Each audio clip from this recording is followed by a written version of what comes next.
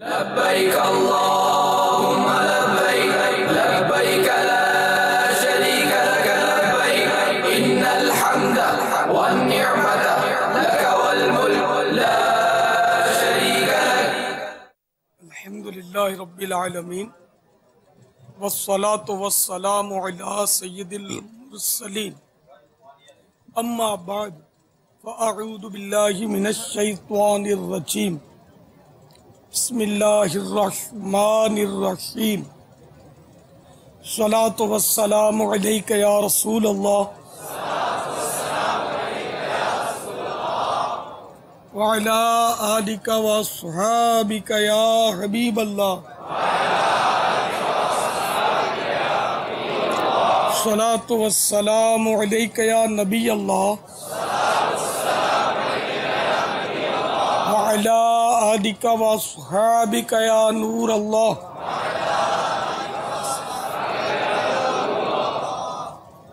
فرمان مصطفیٰ صلی اللہ تعالی علیہ وآلہ وسلم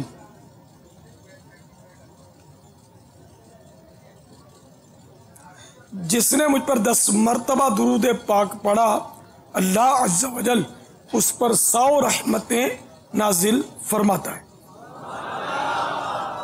صلو علی الحبیب صلی اللہ تعالی علی محمد.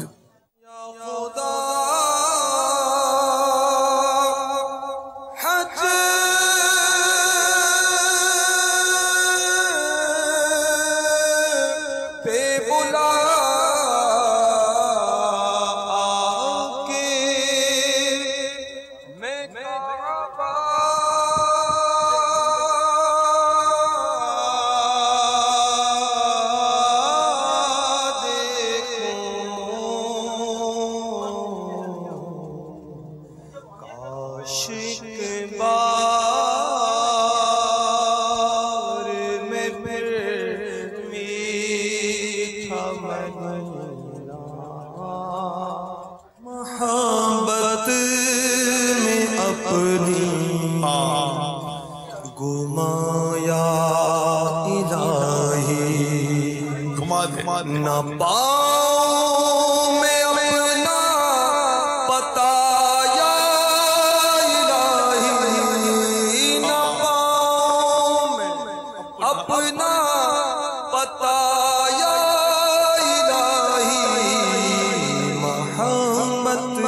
میں اپنی گمایا الہی رہوں مست و بے خود میں تیری ولا میں رہوں مست و بے خود میں تیری ولا میں اللہ رہوں مست و بے خود میں تیری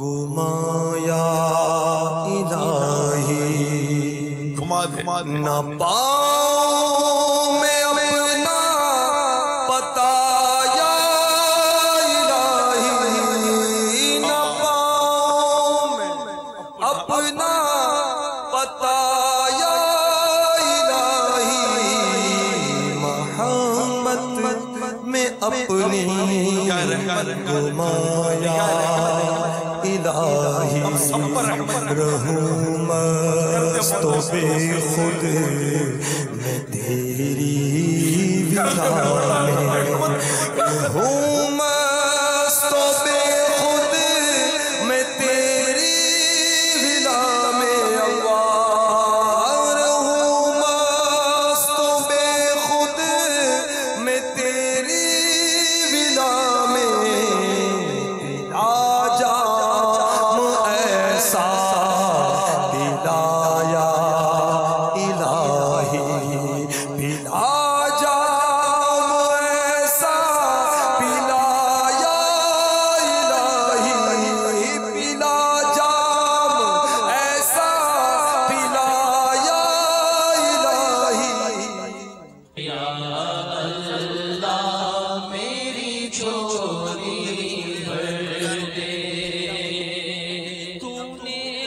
کو حج پہ بلایا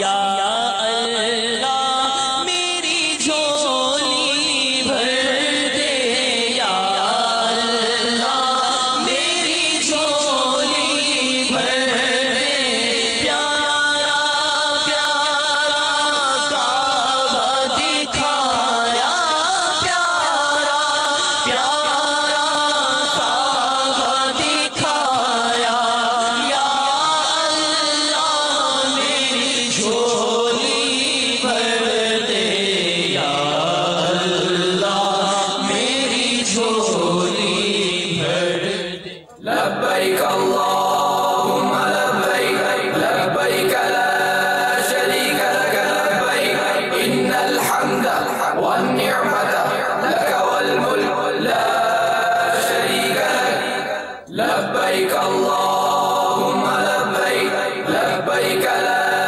شريك لك لبيك إن الحمد والنعمة لك والملك لا شريك لك لبيك اللهم لبيك لبيك لا شريك لك لبيك إن الحمد والنعمة لك والملك لا شريك لك لبيك اللهم لبيك لبيك لا شريك لك لبيك إن الحمد والنعمة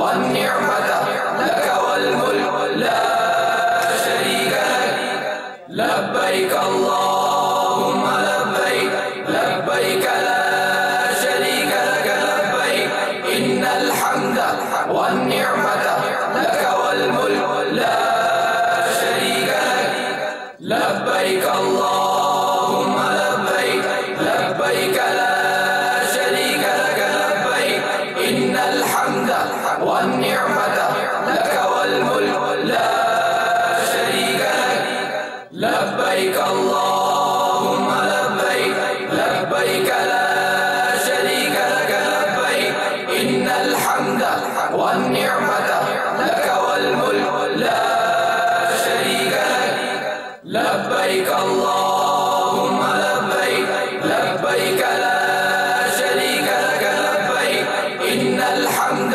والنعمة لك والملك لا شريك لك. صلو علی الحبیب علی محمد. اے لیجئے مزدلفہ شریف آ گیا. ہر طرف چہل پہل اور خوب رونق لگی ہوئی ہے. مزدلفہ کے شروع میں کافی رش ہوتا ہے. آپ بے دھڑک آگے سے خوب آگے بڑھتے چلے جائیے. انشاءاللہ عز و جل اندر کی طرف کافی کشادہ جگہ مل جائے گی. مگر یہ احتیاط رہے کہ کہیں مینا شریف کی حد میں داخل نہ ہو جائیں. لیکن گھبرانے کی ضرورت نہیں. مینا شریف بہت فاصلے پر ہے. اس سے پہلے انشاءاللہ آپ کو میدانوں میں جگہ مل جائے گی. کیونکہ لوگ آتے ہیں بس قریب قریب قریب وہ ٹھہرنا شروع ہو جاتے ہیں. تو یوں سمجھتے ہیں کہ بس وہ ہر طرف اسی طرح بھیڑ ہے. ہر طرف اسی طرح بھیڑ نہیں ہوتی. اندر میں کافی وہ کشادہ جگہ تجربہ یہ کہ مل جاتی ہے. پیدل چلنے والوں کے لیے مشورہ ہے کہ مزدلفہ میں داخل ہونے سے پہلے استنجا وضو کی ترکیب فرما لیں، ورنہ بھیڑ میں سخت آزمائش ہو سکتی ہے. یہاں مزدلفہ میں آپ کو ایک ہی اذان اور ایک ہی اقامت سے نماز مغرب و عشاء وقت عشاء میں ادا کرنی ہے. لہذا اذان و اقامت کے بعد پہلے مغرب کے 3 فرض ادا کر لیجئے. سلام پھیرتے ہی فوراً عشاء کے فرض پڑھیے. پھر مغرب کی سنتیں نفلیں اوابین. اس کے بعد عشاء کی سنتیں نفلیں اور وتر و نوافل ادا کیجئے. آج کے شب بعض اکابر علماء کے نزدیک لیلۃ القدر سے بھی افضل ہے. یہ رات غفلت یا خوش گپیوں میں ضائع کرنا سخت محرومی ہے. ہو سکے تو ساری رات لبیک اور ذکر و درود میں گزاریے. صلو علی الحبیب صلی اللہ تعالی علی محمد. لبیک اللہم لبیک لبیک لا شریک لک لبیک ان الحمد والنعمت لك والملك لا شريك لك لبيك اللهم لبيك لبيك لا شريك لك لبيك ان الحمد والنعمت لك والملك لا شريك لك لبيك اللهم لبيك لبيك لا شريك لك لبيك ان الحمد والنعمت لك والملك لا شريك لك. صلو علی الحبیب صلی اللہ تعالی علی محمد. رات ہی میں شیطانوں کو مارنے کے لیے پاک جگہ سے 49 کنکریاں کھجور کی گٹھلی کی سائز کے برابر چن لیجئے، بلکہ کچھ زیادہ لے لیجئے تاکہ وار خالی جانے وغیرہ کی صورت میں کام آ سکے. انہیں 3 بار دھو لیجئے. کنکریاں بڑے پتھر کو توڑ کر نہ بنائیے. ناپاک جگہ سے یا مسجد سے یا جمرے کے پاس سے کنکریاں مت لیجئے.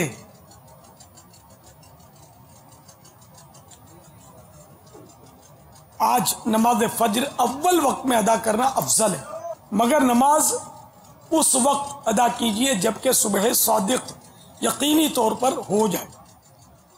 عموماً معلم کے آدمی بڑی جلدی مچاتے ہیں اور ابتدائے وقت فجر سے پہلے ہی صلاح صلاح چلانا شروع کر دیتے ہیں، اور بعض حجاج وقت سے قبل ہی نماز ادا کر لیتے ہیں۔ آپ ایسا مت کیجئے، بلکہ دوسروں کو بھی نرمی کے ساتھ نیکی کی دعوت دیجئے کہ ابھی وقت نہیں ہوا، جب توپ کا گولہ چھوٹے تب نماز ادا کیجئے۔ صبح صادق کے وقت مزدلفہ میں توپ کا گولہ چلایا جاتا ہے تاکہ حجاج کو فجر کی نماز کے وقت کا پتہ چل جائے۔ باپا مزدلفہ کے حوالے سے ایک سوال تھا، آپ نے فرمایا کہ مغرب اور عشاء مزدلفہ میں ادا کی جائے گی، لیکن اگر کوئی حاجی مزدلفہ میں داخل ہونے کی کوشش کر رہا ہے اور اب رات گزرنے والی ہے، کسی وجہ سے وہ داخل نہیں ہو پا رہا، بعض اوقات ٹریفک جام ہوتا ہے یا راستہ نہیں ملتا، تو اب مغرب اور عشاء کیا وہ مزدلفہ سے پہلے ادا کرے گا یا قضا کر دے، کیا کرے؟ ظاہر ہے کہ رش بہت ہوتا ہے، تو کئی ایسے حجاج ہوتے ہیں کہ جن کو مزدلفہ کے لیے راستہ نہیں ملتا، بسیں بالکل رینگ رہی ہوتی ہیں چونٹی کی طرح، تو جو محتاط حجاج ہوتے ہیں نا، وہ تو مزدلفہ جب دیکھتے ہیں کہ مزدلفہ میں پہنچ نہیں سکتے راتوں رات، تو پھر وہ بس سے اتر جاتے ہیں اور وہیں مزدلفہ سے باہر ہی مغرب اور عشاء اپنی پڑھ لیتے ہیں، اور یہ فرض ہے، نہیں پڑھیں گے تو گناہ گار ہوں گے، نماز قضا ہو جائے گی۔ آپ نے تو فرمایا مزدلفہ میں پڑھنی بابا، مزدلفہ میں ہی پڑھنی، جبکہ مزدلفہ میں پڑھنا ممکن ہو، اب پڑھنا ناممکن ہے تو نماز قضا کرنا یہ تو کبیرہ گناہ ہے، تو اس کی بھی تو اجازت نہیں ہے نا، تو یہاں نماز کو فوقیت دی جائے گی۔ اب یہ کہ یہ بسیں اگر فجر کے وقت کے اندر مزدلفہ میں پہنچا دیتی ہیں تو ایک لمحہ بھی اگر فجر کے وقت میں مل گیا مزدلفہ کے اندر تو وقوف تو ہو جائے گا، خواہ فجر کی نماز ہی وقت کے اندر مزدلفہ میں پڑھی تب بھی وقوف اس کا صحیح ہو گیا۔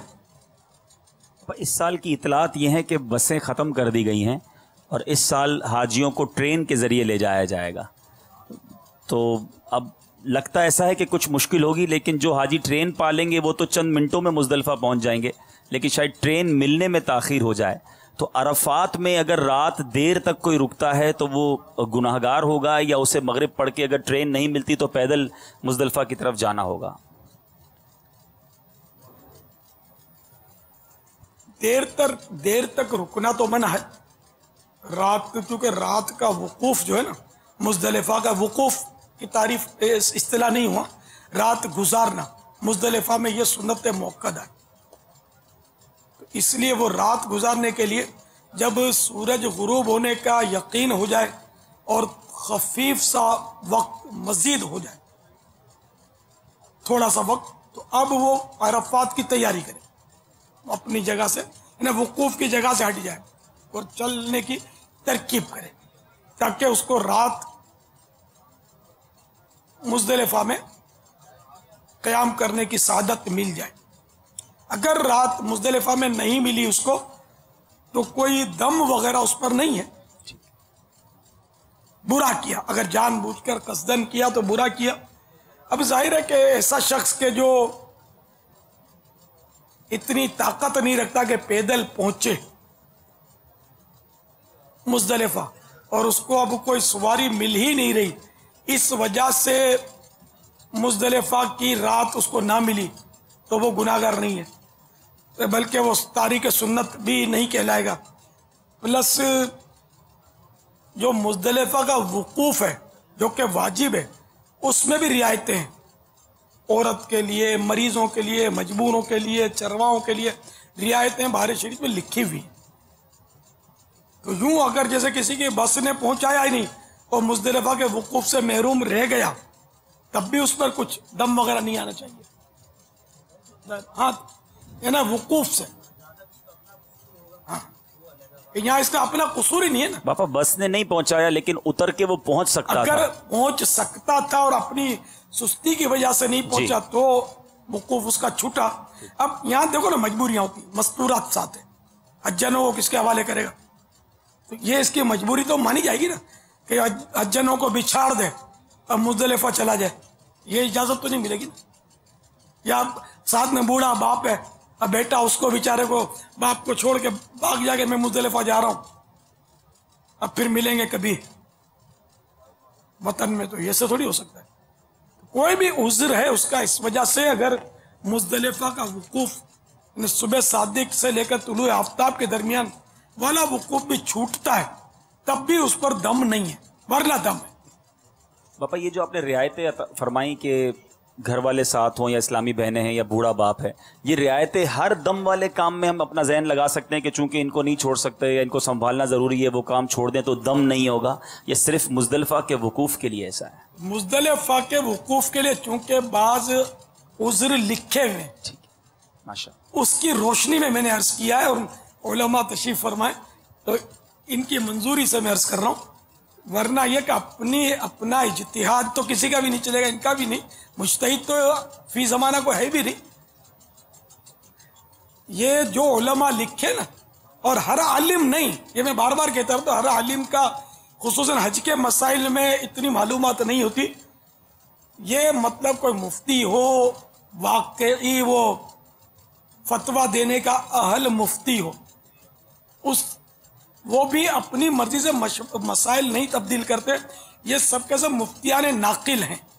مجتہد ہوتا ہے وہ اصل مفتی ہوتا ہے، جو اعلیٰ حضرت فرماتے ہیں کہ صدیوں سے مفقود ہے، وہ ہے ہی نہیں. البتہ اعلیٰ حضرت کو علماء نے مجتہد فی المسائل کہا ہے، مسائل میں مجتہد تھے. مجتہد مطلق جو ہے وہ صدیوں سے مفقود ہے، وہ ہے ہی نہیں. 100 سے کچھ زائد مجتہد ہوئے اسلام میں. اب آج کل مجتہد تو بعض لوگ بن پڑے ہیں، لیکن ان کو شاید مجتہد کی تعریف نہیں معلوم ہوگی. مجھے سے ایک بار ایک نوجوان آیا تھا، وہ بڑا مطلب وہ پھر جب بات ہوئی تو بڑے رازداری کے اندر بولا کہ میں امام مہدی ہوں، سمجھے. تو میں نے اس کو پھسلا کے بھگا دیا کہ امام مہدی کیسے بن گیا؟ اس کا نام رکھا ہوگا نا یہ والا. نہیں، میں امام مہدی ہوں. امام مہدی نام نہیں رکھتے، خالی مہدی رکھتے نام. اب مہدی بھی نام بزرگوں میں کوئی یاد نہیں پڑتا، رکھتا ہو، لیکن بعض لوگ ہمارے یہاں رکھتے، شاید اس سے بھی غلط فہمیاں جنم لے. لیکن بہرحال میں اس بارے میں کچھ بول نہیں سکتا کہ نام ہو تو. امام مہدی نام نہیں ہو سکتا، وہ تو مطلب اس انداز میں تھوڑی کوئی کہے گا کہ میں امام مہدی ہوں، بلکہ وہ بیچارہ امام مہدی اپنے آپ کو سمجھ بیٹھا تھا. کریک ہوگا بیچارہ، تو وہ ذہن میں بیٹھ گیا ہوگا. امام مہدی کی تشریف آوری میں تو بہت دیر ہے، نشانیاں باقی ہیں. ان کی معلومات کے لیے قیامت کی نشانیاں، یہ نگران شورا نے بہت تفصیل سے اس کا قسطوار بیان فرمایا ہے. پاپا مزدلفہ کی رات کے بارے میں آپ نے ارشاد فرمایا کہ یہ بعض اکابر علماء کے نزدیک شب قدر سے افضل رات ہے. کیا یہ رات تمام مسلمانوں کے لیے ہے یا صرف حاجیوں کے لیے ہے اس طرح افضل رات؟ جی، جو وہاں حاجی موجود ہیں یہ ان کے لیے. جیسے کہ میدان عرفات میں حاجی کے لیے روزہ مکروہ ہے اور نہ رکھنا سنت ہے، اور جو حج پر اس وقت نہیں ہے میدان عرفات میں، اس کے لیے حدیث شریف میں کچھ اس طرح ہے نا: سلطان مدینہ قرار قلب و سینہ فیض گنجینہ، صاحب معطر پسینہ باعث نزول سکینہ، صلی اللہ تعالی علیہ وآلہ وسلم کا فرمان قرینہ ہے. مجھے اللہ عز و جل پر گمان ہے کہ عرفہ یعنی 9 ذوالحجۃ الحرام کا روزہ 1 سال قبل اور 1 سال بعد کے گناہ مٹا دیتا ہے. ہمارے مکتبۃ المدینہ کے مطبوعہ مدنی پنج سورہ کے صفحہ نمبر 351 پر بھی موجود ہے. ہمارے لیے جو حج پہ نہیں ہے عرفات میں، ان کے لیے یوم عرفہ 9 ذوالحجہ کا روزہ افضل ہے، کار ثواب ہے. اور جو میدان عرفات میں حج کی نیت سے حاجی ہے، اس کے لیے وہ روزہ مکروہ ہے. اب حاجیوں کی خدمت کے لیے بہت سارے ہو سکتا ہے کہ لوگ حج کی نیت نہیں کرتے ہوں گے، جیسے شرطی ہوتے ہیں وہ اپنے ڈریس میں ہوتے ہیں، وہ بھی حج کی نیت نہیں کرتے ہوں گے، ان کے لیے وہی فضیلت رہے گی عرفات کے روزے کی، ان کے لیے مکروہ نہیں ہے.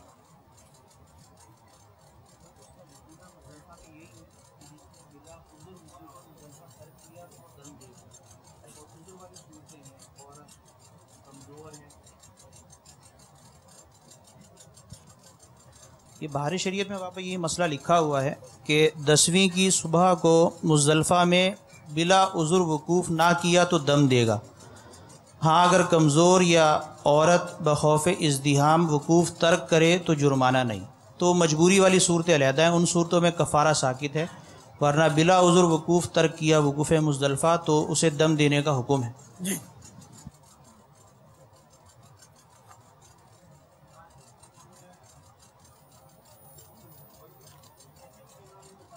مزدلفہ میں رات گزرنا سنت موقدہ ہے، مگر اس کا وقوف واجب ہے. وقوف مزدلفہ کا وقت صبح صادق سے لے کر طلوع آفتاب تک ہے. اس کے درمیان اگر ایک لمحہ بھی یہاں گزار لیا تو وقوف ہو گیا. ظاہر ہے کہ جس نے فجر کے وقت میں مزدلفہ کے اندر نماز فجر ادا کی اس کا وقوف صحیح ہو گیا. جو کوئی صبح صادق سے پہلے ہی مزدلفہ سے چلا گیا اس کا واجب ترک ہو گیا، لہذا اس پر دم واجب ہے. ہاں عورت، بیمار یا ضعیف یا کمزور کہ جنہیں بھیڑ کے سبب ایذا پہنچنے کا اندیشہ ہو، اگر مجبوراً چلے گئے تو کچھ نہیں. کوہ مشعر الحرام پر اگر جگہ نہ ملے تو اس کے دامن میں، اور اگر یہ بھی نہ ہو سکے تو وادی محصر کے سوا کہ یہاں وقوف کرنا ناجائز ہے. وادی محصر مینا اور مزدلفہ کے بیچ میں ہے اور یہ ان دونوں کی حدود سے خارج. مزدلفہ سے مینا کو جاتے ہوئے بائیں یعنی الٹے ہاتھ کو جو پہاڑ پڑتا ہے اس کی چوٹی سے شروع ہو کر 545 ہاتھ تک ہے. یہاں اصحاب فیل یعنی ہاتھی والے آ کر ٹھہرے تھے اور ان پر عذاب ابابیل نازل ہوا تھا. یہاں وقوف جائز نہیں. اس جگہ سے جلد گزرنا اور عذاب الہی سے پناہ مانگی جائے.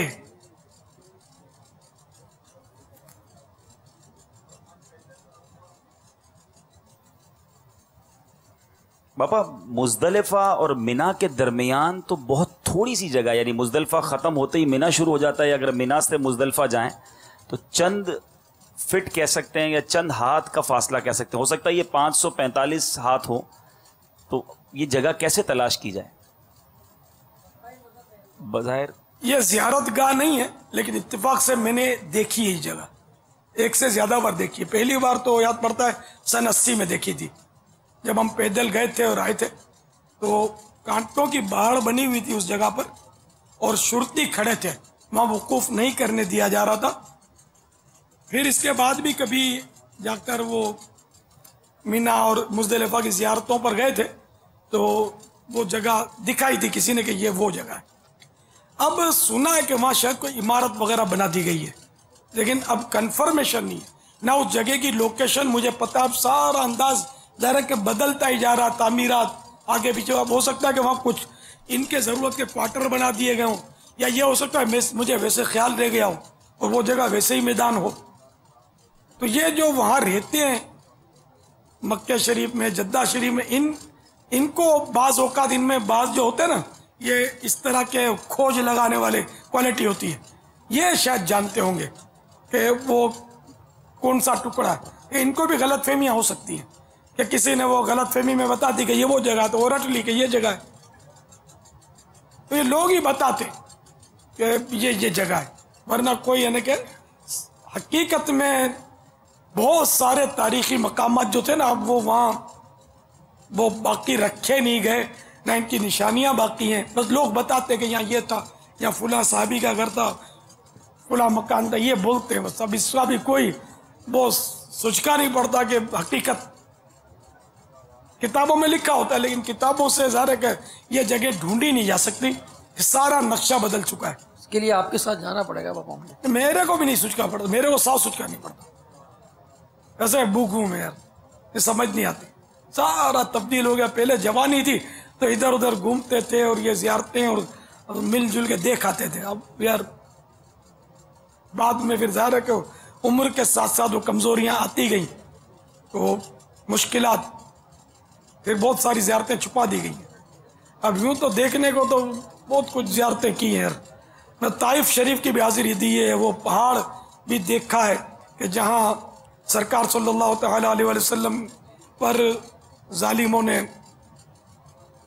وہ پتھر برسائے تھے، اور ایک پتھر ہم کو دکھایا وہاں کے سائیں بھائیوں نے جو فضا میں معلق تھا، واقعی وہ یوں ادھر صاف آسمان کے نیچے نہیں، لیکن یوں ایسا لٹکا ہوا تھا کہ ٹیکنیک نہیں ہو سکتی ایسی، وہ بس سرکار صلی اللہ تعالیٰ علیہ وسلم پر ان ظالموں نے لڑکایا تھا، جو اللہ کے حکم سے وہ ادھر یوں رک گیا۔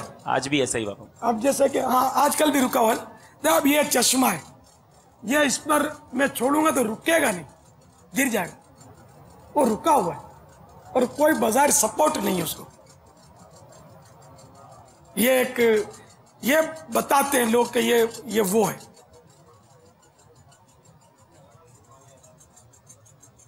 وہاں ایک میرے ساتھ بڑا خوبصورت واقعہ ہوا تھا کہ ہم مطلب جو دیکھ رہے تھے تو وہاں یہ پتھر ظالموں نے میرے آقا صلی اللہ تعالیٰ علیہ وسلم پر برسائے تھے اور زخمی کیا تھا، تو میرے دل میں ویسے خیال آیا، میں نے کہا کاش ہمیں بھی یہاں کوئی پتھر مارتا، وہ ادا ہو جاتی۔ اتنے میں ایک پتھر آیا میرے اوپر، اچھا پیچھے سے ایک سوزوکی گزر رہی تھی، چھوٹا سا کنکری آئی، پیچھے سے ایک سوزوکی گزر رہی تھی، اور کچھ نوجوان ہنستے ہوئے جا رہے تھے، اور وہ قرینہ یہی تھا کہ انہوں نے مجھے مارا تھا، یہ اتفاق ہو گیا۔ تو اب یہ کہ انہوں نے میری دل آزاری نہیں کی بلکہ میرا دل خوش کر دیا، ان مانو کر پتھر مارا نے دل خوش کر دیا، دل خوش کر دیا کہ وہاں کا پتھر اور یہاں کا پھول کچھ بھی نہیں ہے، وہاں کا پتھر میں جو مزہ ہے، یہاں کسی نے مجھے پھول مارا ہوتا تو یہ حکایت نہ بنتی، پتھر مارا تو حکایت بن گئی نا، ایک واقعہ بن گیا دلچسپ۔ طائف شریف تو نہیں جا سکتے، وہ تو ہم بائی روڈ حاضری دی تھی، تو اس میں وہ ضمناً طائف شریف کی حاضری بھی مل گئی تھی، یہاں سے بائی روڈ نہیں جانے دیتے، اور ملکوں سے ہے، امارات سے میں تو گیا تھا۔ جہاں جگہ مل جائے وقوف کیجئے وادی محصر کے علاوہ، اور وقوف عرفات والی تمام باتیں یہاں بھی ملحوظ رکھیے، یعنی لبیک کی کثرت کیجئے اور ذکر و درود اور دعا میں مشغول ہو جائیے۔ لبیک اللہم لبیک لبیک لا شریک لک لبیک ان الحمد والنعمت لک والملک لا شریک لک لبیک اللہم لبیک لبیک لا شریک لک لبیک ان الحمد والنعمت لک والملک لا شریک لک لبیک اللہم لبیک لبیک لا شریک لک لبیک ان الحمد والنعمت لک والملک لا شریک لک۔ وہاں ہمارے جو عام طور پہ حاجی ہوتے ہیں وہاں دعا کا کوئی اہتمام نہیں ہوتا، وہ توجہ نہیں ہوتی، تھکن بھی اتنی ہوتی ہے کہ واقعی یعنی کہ وہ اتنا احساس نہیں رہتا، حالانکہ میدان عرفات ہی کی طرح یہاں بھی دعا کی اہمیت ہے۔ الحمدللہ ہمارا چل مدینہ قافلہ جو ہوتا تھا تو اس میں چند بار ایسا ہوا ہے کہ ہم تو میگا فون لے کر جاتے تھے یہاں سے، اور میگا فون میں اسی طرح وہ دعا کا اہتمام کرتے تھے، دعا ہوتی تھی، اور اسلامی بھائی رو رو کے دعا میں شریک ہوتے تھے، اور دنیا کی کئی قومیں اس میں شریک ہو جاتی تھی، مختلف قوموں کے حجاج، اور ایک اجتماع کی صورت اختیار کر جاتا تھا۔ لوگوں کو تعجب ہوتا تھا کیونکہ یہاں دعا مانگنے کا، عرفات میں دعا مانگنے کا تصور ہے، یہاں نہیں ہے، حالانکہ یہاں کا معاملہ کوئی کم عام نہیں ہے، یہاں تو حقوق العباد معاف کروانے، تو انشاءاللہ جو کچھ مانگیں گے وہ پائیں گے، کہ کل عرفات شریف میں حقوق اللہ معاف ہوئے، یہاں حقوق العباد معاف فرمانے کا وعدہ ہے۔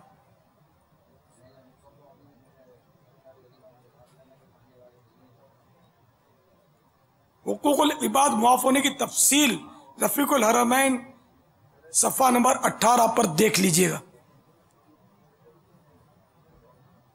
نماز سے قبل مگر طلوع فجر کے بعد یہاں سے چلا گیا یا طلوع آفتاب کے بعد گیا تو برا کیا، مگر اس پر دم وغیرہ واجب نہیں.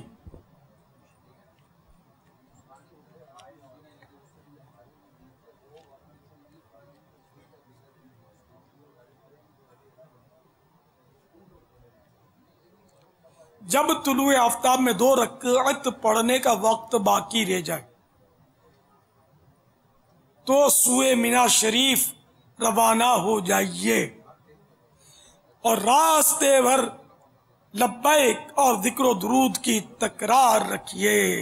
صلو علی الحبیب صلی اللہ تعالی علی محمد.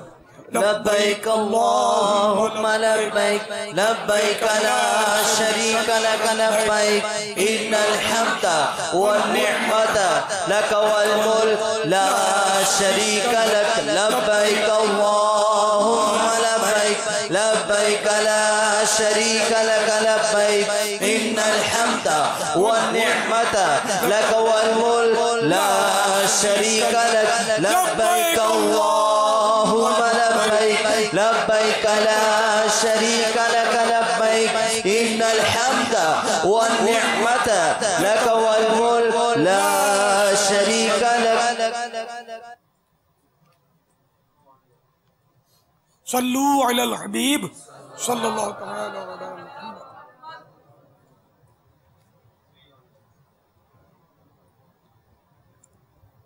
یہاں سے رخصت ہوتے وقت ایک دعا بھی پڑھنی ہے جو کہ رفیق الحرمین صفحہ 100 نمبر 85 تا 186. مینا نظر آئے تو یہ دعا پڑھیے. صلی اللہ تعالی علی محمد.